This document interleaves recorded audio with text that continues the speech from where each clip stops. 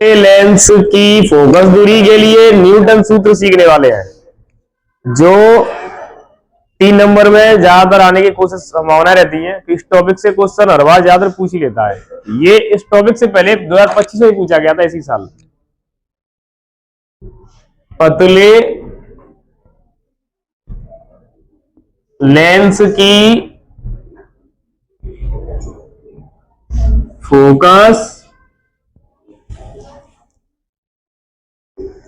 दूरी के लिए न्यूटन सूत्र।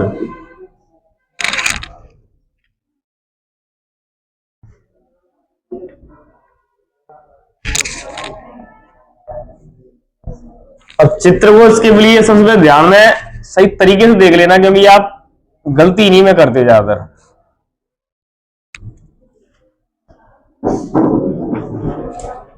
कौन सा लेंस है ये? इसके सामने फोकस बिंदु बताइए, F1 होगा कि F2? और इधर इस फोकस बिंदु एक और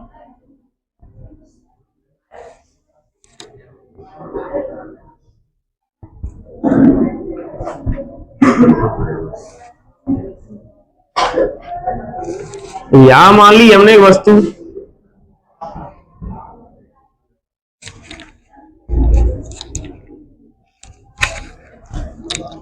अब इस वस्तु से जाने वाली मुख्य अक्ष के समांतर जाने वाली प्रकाश की किरण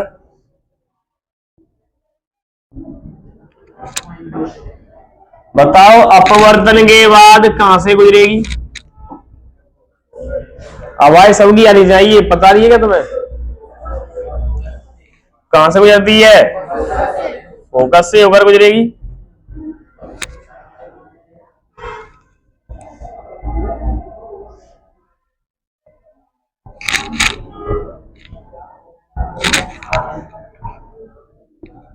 और अगर कोई प्रकाश की किरण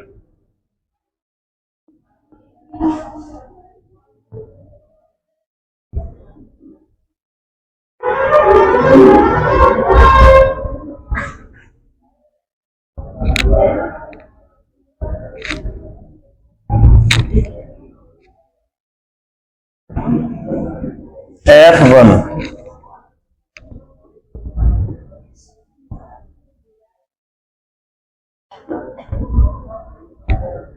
फोकस से होकर के गुजर रही है, तो वो अपवर्तन के बाद कैसी हो जाएगी? मुख्य अक्ष के समांतर हो जाएगी।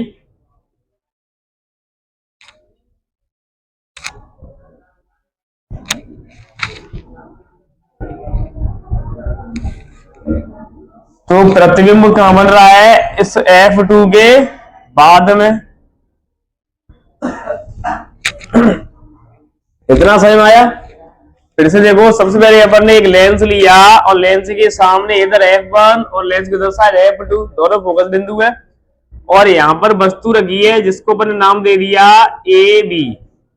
इस वस्तु से मुख्य अक्ष के समांतर जाने वाली प्रकाश की किरण अपवर्तन के बाद फोकस से होकर के गुजर जाएगी F2 से, और यदि कोई प्रकाश की किरण फोकस से होकर के जा रही है तो अपवर्तन के बाद मुख्य अक्ष के समांतर हो जाएगी। इसका प्रतिबिंब इधर बन रहा है, जिसको अपन नाम दे देते हैं A' B', ठीक है। और यहां पर अपन इसको नाम दे देते हैं, इसको बना देते हैं अपन N। ये वाली पॉइंट को यहां पर N, और इस वाले पॉइंट को देते हैं M, ठीक है। अब यहां से F1 से इस वस्तु की दूरी को अपन x मान लेते हैं, और F2 से प्रतिबिंब की दूरी को अपन x' मान लेते हैं। लेंस से वस्तु की दूरी कितनी होती है बताओ? है माइनस का u, तो ये भी माइनस का है इधर की ओर, तो और इधर वाला ये प्लस का। और यहां लेंस से इस प्रतिबिंब की दूरी कितनी होगी? b। इतना समझ में आया। अब ये जो F1 से वस्तु की दूरी है इसको अपन ने x मान लिया, और इधर ये जो F2 से इस प्रतिबिंब की दूरी है उसको x डैश माना। दूसरी बात, लेंस से प्रतिबिंब की दूरी v और लेंस से वस्तु की दूरी u। अब एक बात बताइए, इस लेंस से इस फोकस दूरी, यहां की दूरी कितनी होगी? -k जी तो होगा। और इस लेंस से यहीं से इसके बीच की दूरी, इसकी फोकस दूरी कितनी होगी? f होगा, लेकिन ये रहेगा प्लस का। इतना समझ में आ गया। पहले तो ये चित्र बताइए कंप्लीटली आपके समझ में आया कि नहीं? बना लोगे तो बनाओ, चलो बिना देख के पहले से।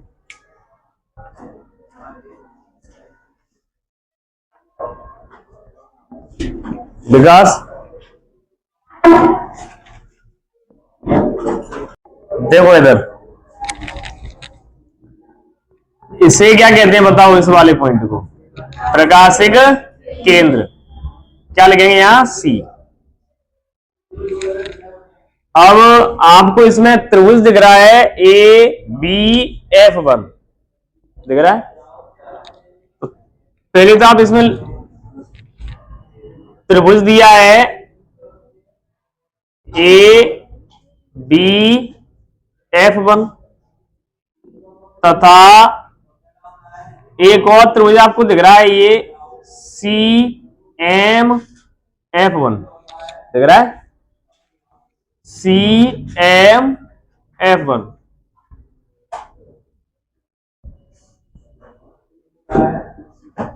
दोनों एक दूसरे के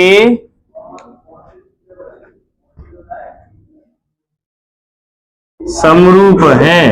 कैसे हैं? तब AB बटे में क्या आएगा? C मोहन यादव बराबर, फिर क्या है? AF1 और यहां से CF1। अब ये वाली जो लाइन है ना CM, ये जो अपने CM है ये कितने बड़े हैं? यहां से देखो, इस प्रतिबिंब की ये भुजाएं इतने बड़े है ना। तो CM कितने बड़े हैं? A डैश B डैश के बराबर है कि नहीं है? तो अपन CM की जगह पर क्या लिख सकते हैं? A dash B dash. तो यहां क्या हो जाएगा? AB बटे में A डैश B डैश बराबर AF1 और CF1। इसको मान लिया इक्वेशन फर्स्ट। इसके बाद आपको इसे फिर से त्रिभुज दिख रहे होंगे, देखो NCF2 A dash B dash दिख रहा है। तो अगला है फिर से ऐसे ही त्रिभुज NCF2 तथा त्रिभुज A dash B dash F2, दोनों एक दूसरे के समरूप हैं। तब NC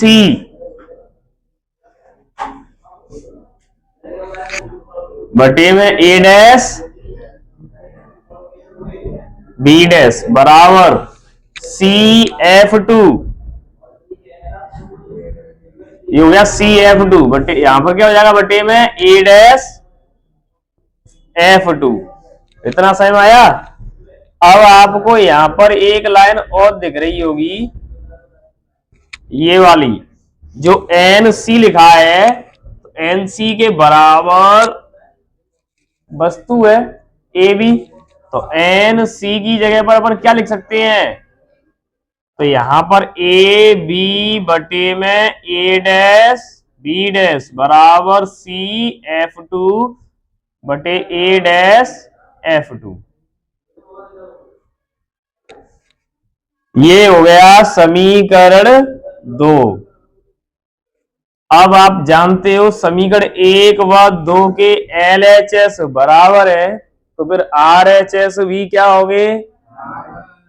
तो समीकरण 1 व 2 से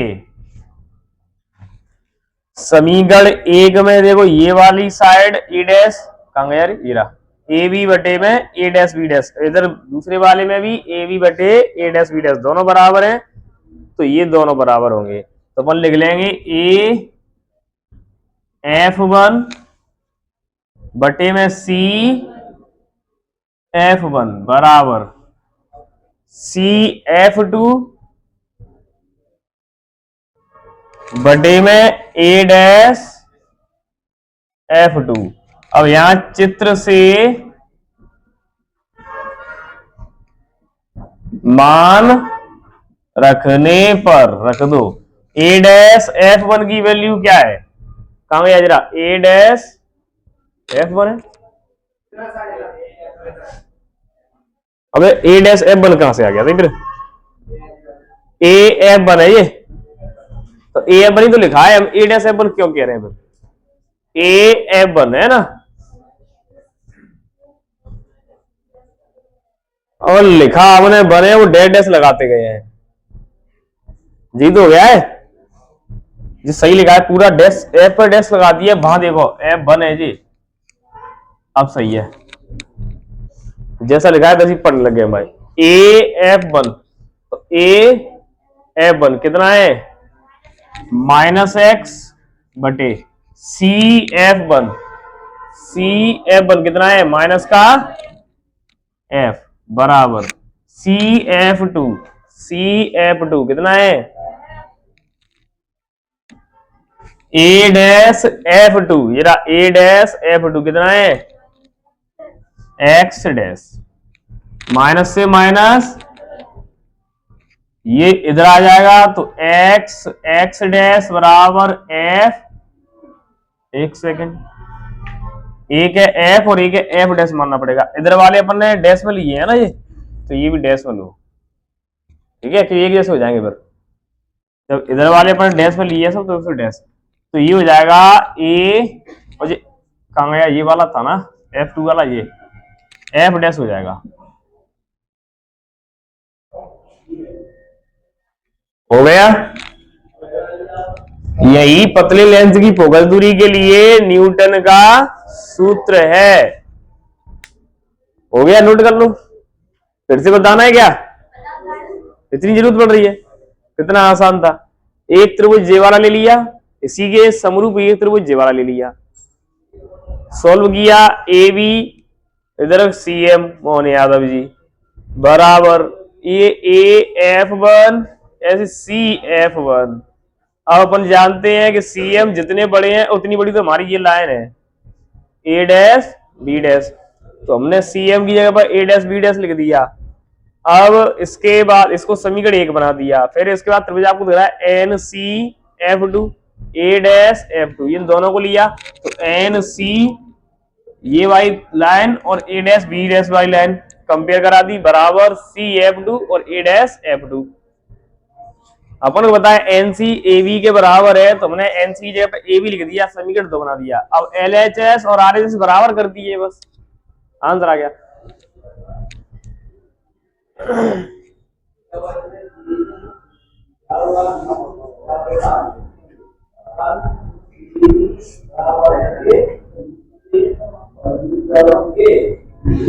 विकास